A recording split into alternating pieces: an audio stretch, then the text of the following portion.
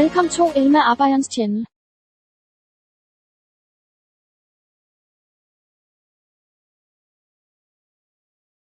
Magandang araw mga bata! Nandito na naman si Teacher Elma para sa panibago na naman nating pag-aaralan. Handa ka na ba?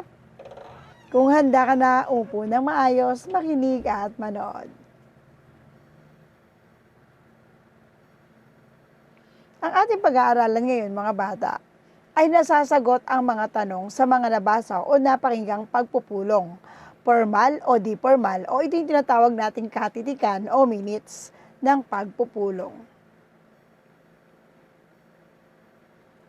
Na ipapahayag ang sariling opinyon o reaksyon batay sa napakinggan o nabasang pagpupulong, formal o di formal. Nagagamit ang uri ng pangungusap sa formal na pagpupulong, nakakasulat ng minutes ng pagpupulong.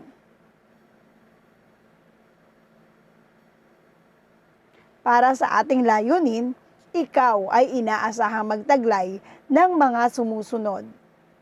Nasasagot ang mga tanong sa nabasa o napakinggang pagpupulong, formal o di formal. Katitikan, minutes ng pagpupulong. Nagagamit ang iba't ibang uri ng pangungusap sa formal na pagpupulong. Nakakasulat ng minutes sa formal o di formal na pagpupulong. Na ipapahayag ang sariling opinyon o reaksyon batay sa napakinggang pagpupulong, formal o di formal. Nasasabi ang kahalagahan ng pagpupulong at katitikan o minutes.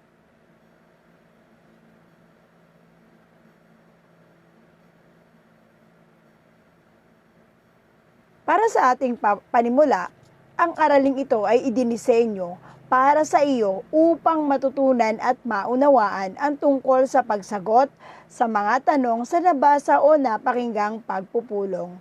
Mapag-aralan mo ang mga paggamit ng uri ng pangungusap sa pagsulat ng katitikan, minutes o sa formal o di formal na pagpupulong at kung paano maipapahayag ng maayos ang sariling opinyon o reaksyon batay sa napakinggang pagpupulong. Bago ka magsimula sa ating aralin, ngayon nais ko munang sagutin mo ang sumusunod na katanungan. Nakasaksi ka na ba o nakasali ka na ba sa isang pagpupulong? Ano po? Ayan, opo daw. Ano yung kadalasang ginagawa kapag ikaw ay nasa pagpupulong? Ano yung kadalasang ginagawa? Ano ang napapansin mo? Ano ang naoobserbahan mo habang ikaw ay nasa isang pagpupulong? Pakisabi mo nga sa mga kasama mo sa bahay. Paano ba sumasagot sa mga tanong sa pagpupulong at pagpapahayag ng opinyon o reaksyon ng maayos? Ano ang kahalagahan ng pagkakaroon ng katitikan sa pagpupulong? Isa-isahin natin, alamin natin ano-ano nga ba yung kahalagahan niyan. Ano ba yung tinatawag nating pagpupulong mga bata? Kapag sinabi nating pagpupulong or kapag narinig na ninyo ang salitang pagpupulong, ano ba yung pumapasok sa inyong mga isipan? Ano po? Ayan, magaling. Sabi nila ay meeting daw. Ayan. So, pag narinig nila yung salitang pagpupulong, meeting daw ito. Ano pa po? Ayan, sabi nila, mamisa pong yung mga nag-uusap-usap. Ayan. O, di ba, narinig ko yung inyong mga sagot. Kapag sinabi nating pagpupulong, mga bata, ito yung nagtitipon-tipon ang isang grupo, no, o ang mga tao, o merong isang nagpatawag ng pagpupulong. Ibig sabihin to, mga bata, meron silang pag-uusapan tungkol sa isang napapanahong issue or dun sa mahalagang issue na dapat pag-usapan. No? Kaya nagpapatawag ng pagpupulong. Kasi meron merong isang issue na kailangan linawin, merong isang issue na kailangan pagpasyahan, no? Kaya nagpapatawag ng pagpupulong.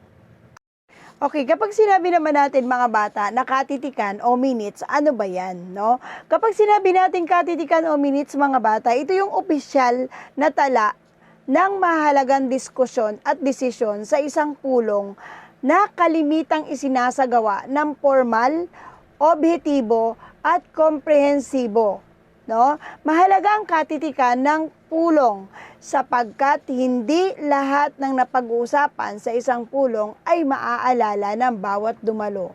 Sa pamamagitan nito, mas madaling mabalikan ang anumang oras ang napag-usapan o napagkasunduan sa isang pagpupulong. Okay, so napakahalaga mga bata ng isang katitikan, no? O yung tinatawag nating minutes. Kapag kayo naka-attend ng isang pagpupulong, meron kayong mapapansin dyan mga bata na meron tagasulat, no?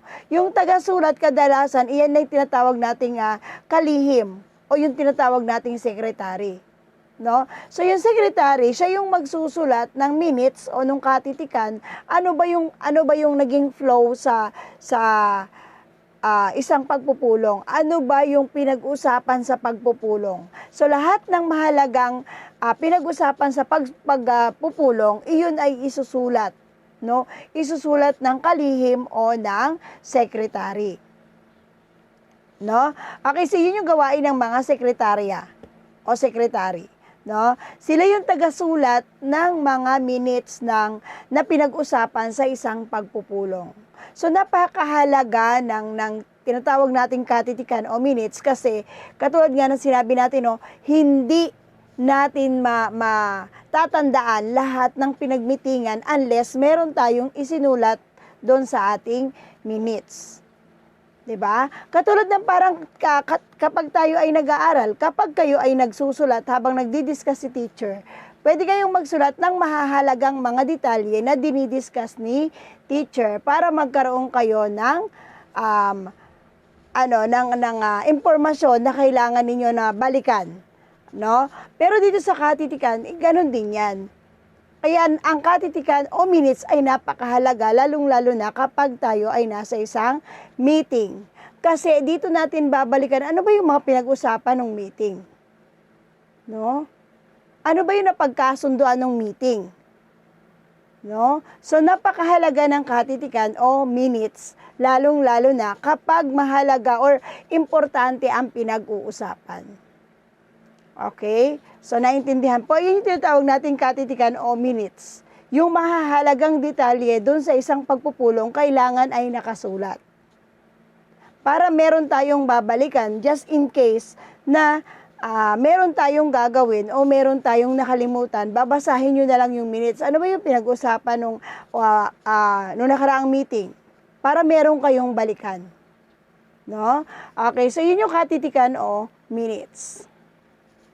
Meron tayo ritong pag-aaralan, no? Pag-aralan natin yung halimbawa ng katitikan sa ibaba. Ito yung tinatawag nating katitikan o minutes. May nakalagay dyan pagbubukas ng kapulungan, no?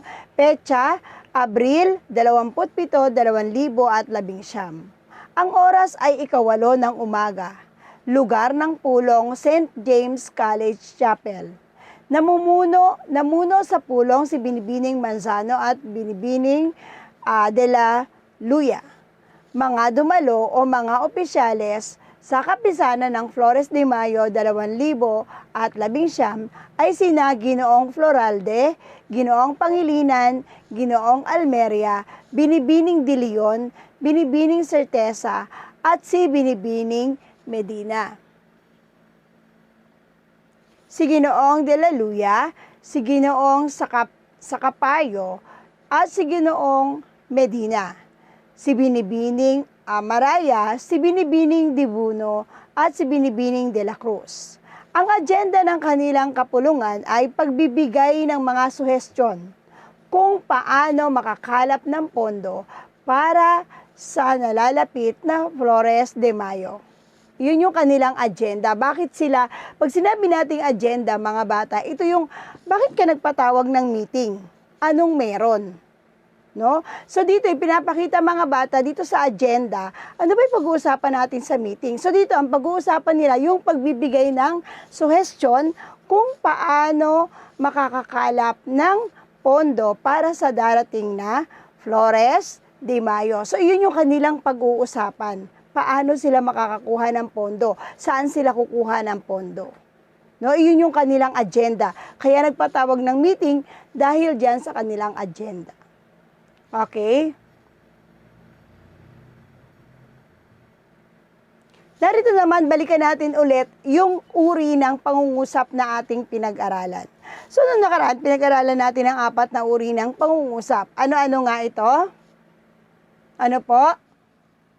Hayan. Sabi niya, ma'am, pangungusap na paturol o pasalaysay. Ano pa? Okay, magaling. Pangungusap na patanong. Ano pa? Meron pa ba? Ano po? Ayan, pangungusap na padamdam at ano yung huli? Ano po? Ayan, pangungusap na pautos. Balikan natin yung 4 na uri ng pangungusap, no? Kasi ito ay ginagamit din natin sa pagpupulong. Yung 4 na uri ng pangungusap na to, ginagamit natin to sa pagpupulong nang hindi natin namamalayan. Okay? So, ginagamit natin itong uri ng pangungusap. Dapat alam ninyo kung kailan siya gagamitin. No? Para ibabato ninyo yung mga iba't ibang uri ng pangungusap habang kayo ay nasa pulong. Okay, so balikan natin ano nga ba yung paturol o pasalaysay. No? Pag sinabi nating paturol o pasalaysay, ito ang pangungusap na nagsasalaysay. At kadalasan ito ay nagtatapos sa tuldok. Halimbawa, maraming dumalo sa unang pagpupulong sa ating barangay. No? Nagtatapos siya sa tuldok. So, nagsasalaysay. No? Maraming dumalo sa unang pagpupulong sa ating barangay. Pangalawa, yung patanong. Pag sinabi natin pangungusap na patanong, ito yung lagi kong sinasabi sa inyo, madaling tandaan, no? Kapag sinabi natin pangungusap na patanong, ito yung nagtatanong ka, no? Yung pangungusap ay nagtatanong. At syempre, ito ay nagtatapos sa tandang pananong. Halimbawa, sino-sino ang mga kalahok sa pagpupulong? No? So, yun yung halimbawa ng pangungusap na patanong. Kapag tayo nagtatanong, papasok siya doon sa patanong. Okay? Magbigay ka nga ng halimbawa ng pangungusap na patanong. Sige nga. Ayan, sabi niya, ma'am, ano ang iyong ginagawa? O, diba? Ako po ay nagtuturo. Ayan. So, ibig sabihin mga bata, pag pangungusap ng patanong, nagtatanong tayo, kailangan natin ng impormasyon. No? Kailangan natin ng impormasyon para, maibato natin sa ating pagpupulong. No? So, yun yung kadalasang ginagawa natin. Gumagawa tayo ng mga pangungusap na patanong para makakuha tayo ng impormasyon na kailangan natin. Okay? So, next. Yung pangatlo naman, pautos, no? Pag sinabi natin pautos, mga bata, ito yung pangungusap na nag-uutos. No? Nagtatapos ito sa tuldok. Halimbawa, isulat ang mga napagkasunduan sa pulong. No? Nag-uutos ka. Isulat ninyo ang mga napagkasunduan sa ating pagpupulong. And then pakiusap. Nakikiusap at may kasamang paki. Paki o kung maaari. Halimbawa, pakisulat ninyo ang pangalan ninyo sa papel bago kayo umupo. Okay? Pakiusap.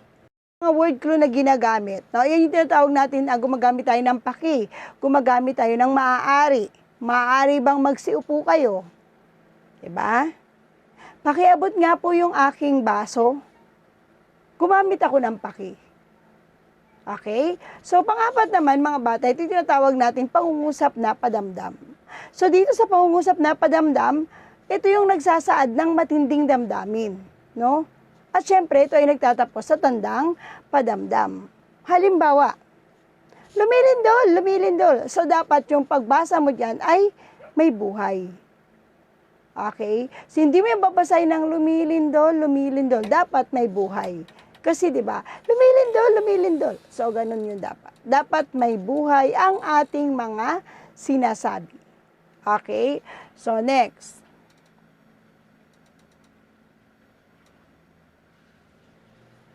Mula sa iyong natutunan tungkol sa ating aralin, subukan mo ang iyong kakayahan sa pamamagitan ng pagsagot sa mga pagsubok. Tingnan natin. Ano-ano ba yung mga pagsubok na ito? No? Para sa inyong gawain sa pagkatuto bilang isa, pag-aralan ang halimbawa ng minutes sa pagpupulong na nasa ibaba at sagutin ang mga tanong.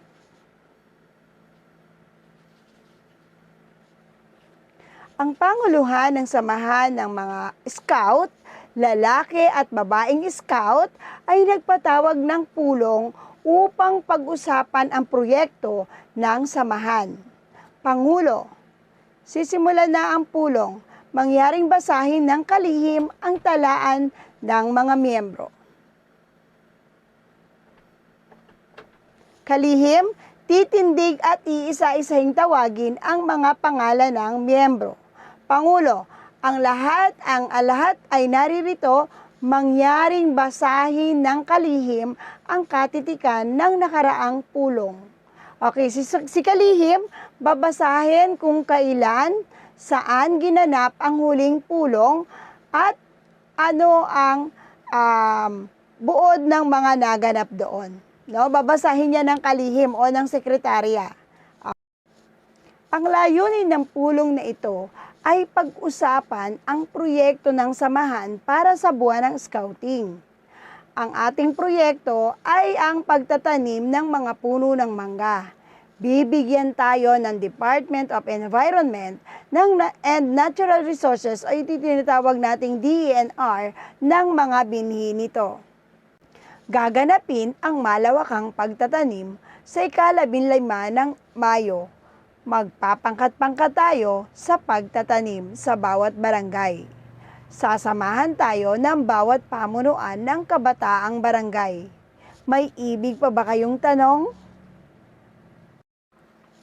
Ang mga mag-aaral ay nagpatuloy ng kanilang pagpupulong na pagkaisahan nila na isang guni sa kanilang punong guro ang proyekto.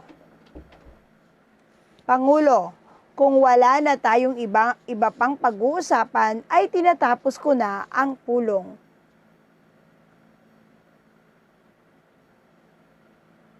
Miyembro, pinapangalawahan ko. Pangulo, kung wala na kayong gustong pag-usapan pa, ay itinitindig ko na ang pulong na ito. Maraming salamat sa inyong pagdalo. Subukang sagutin ang mga tanong. Bibigyan ko kayo ng ilang minuto upang sagutin ang mga sumusunod na tanong. Anong samahan ang nagpupulong? Sino ang nagbukas ng pagpupulong?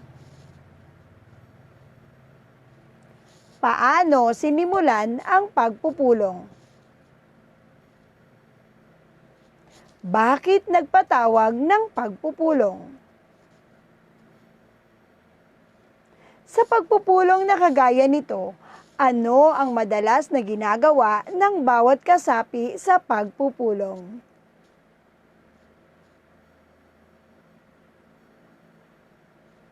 Ika-6, karapatan ba ng bawat kasapi ang magsalita tungkol sa kanilang saloobin na naaayon sa paksa? Bakit? Para sa ika-7, ano ang tawag sa pagbibigay niya ng kanyang sariling saloobin sa paksa? Ano ang tawag natin doon? Nagbibigay siya ng kanyang sariling saloobin. Ano ang tawag natin doon? Para sa ika-8, kung ikaw ay mabibigyan ng pagkakataon na pangunahan ang isang pulong sa inyong paaralan, paano mo ito maisasagawa ng maayos? Para sa ika-9, nararapat bang isagawa ang napag-usapang proyekto? Bakit? At para sa ika-10, sa iyong palagay, naging maayos ba ang daloy ng pagpupulong?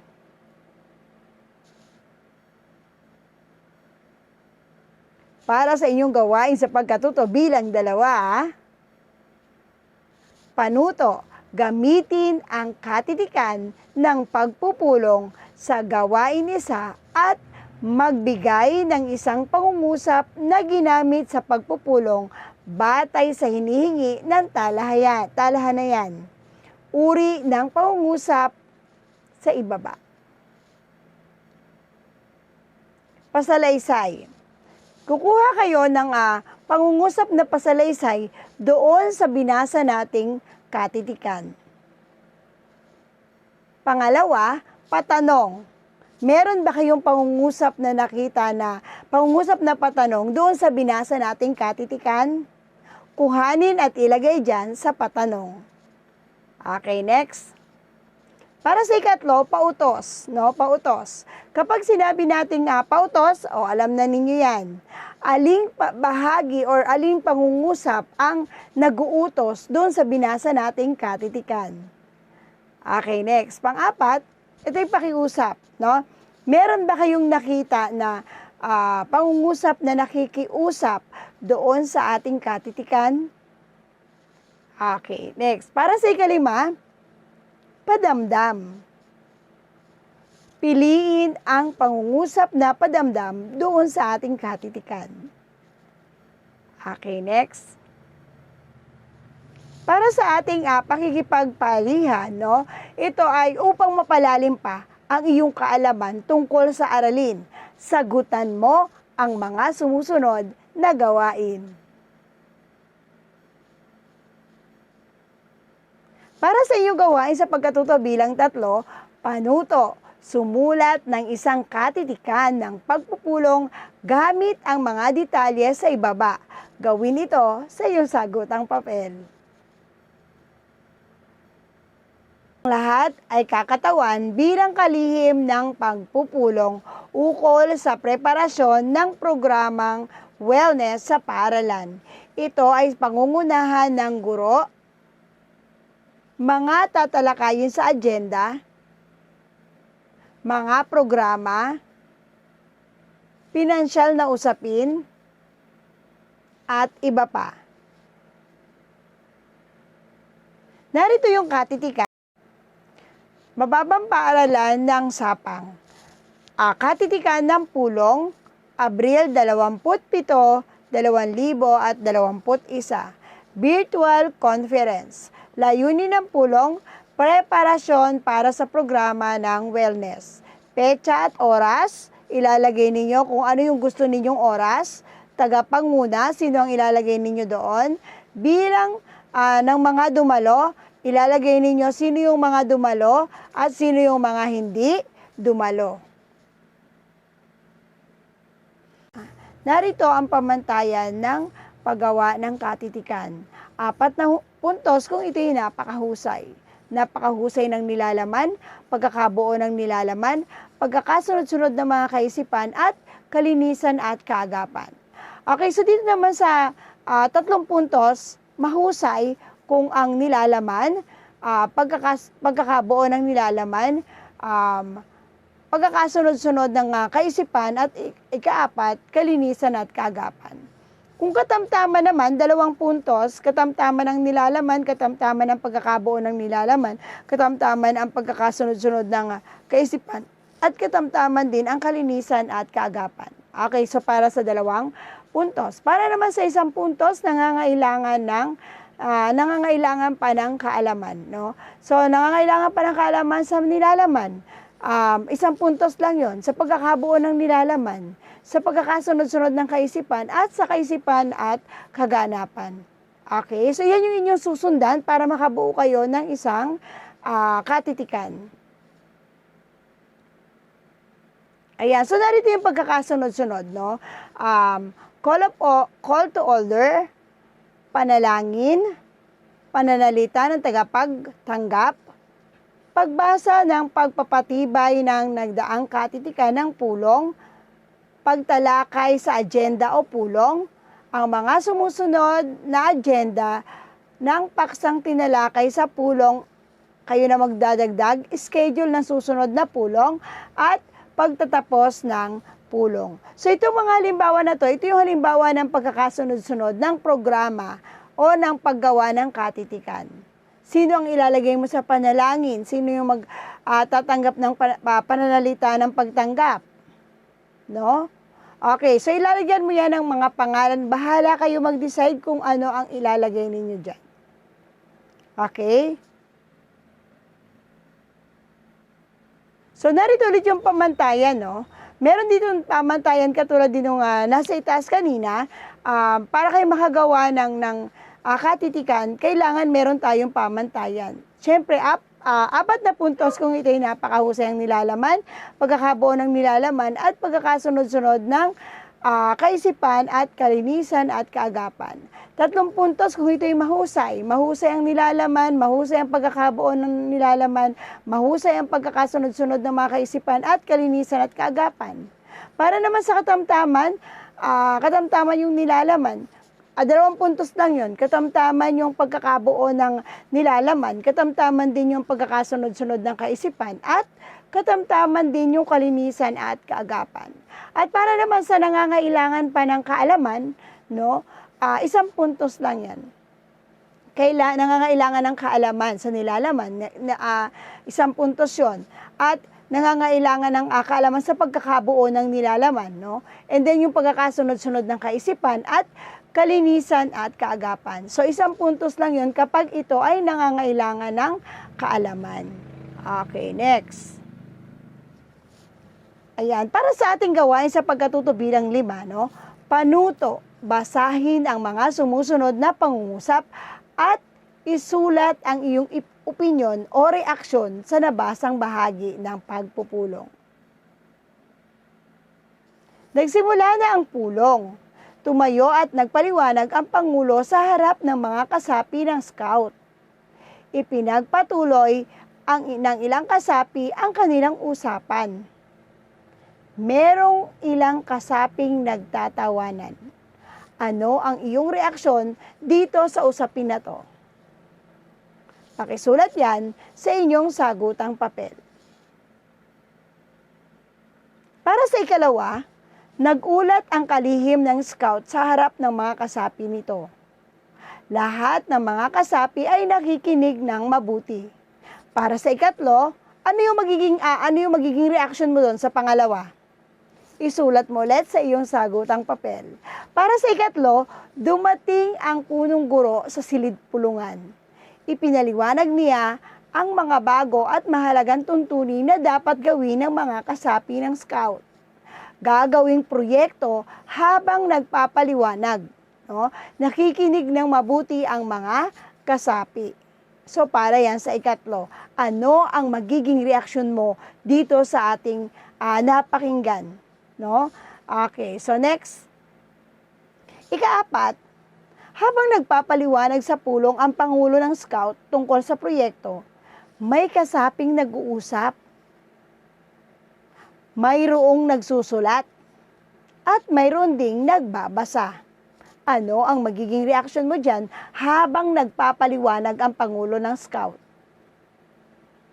Para sa bilang 5, dumalo sa pulong ang mga kasapi. No?